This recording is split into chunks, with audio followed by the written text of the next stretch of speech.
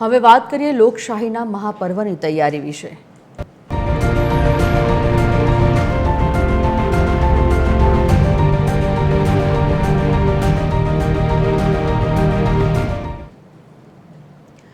વડોદરામાં સ્થાનિક સ્વરાજ્યની ચૂંટણીનો જંગ જામ્યો છે, ત્યારે ચૂંટણી અધિકારી અનિલ ધામેલિયાએ પત્રકાર પરિષદ યોજીને ચૂંટણીની સજ્જતા વિશે માહિતી આપી।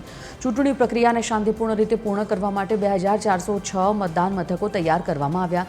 સુરક્ષા માટે 7239 પોલીસ જવાનો અને 21000થી વધુ કર્મચારીઓ તૈનાત રહેશે।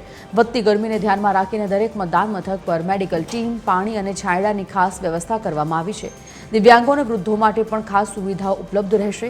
મહત્વનું છે કે વડોદરા શહેર અને જિલ્લામાં કુલ 46 બેઠકો બિનહરીફ જાહેર થઈ છે, જ્યારે બાકીની બેઠકો માટે 21,95,000થી વધુ મતદારો મતદાન કરશે।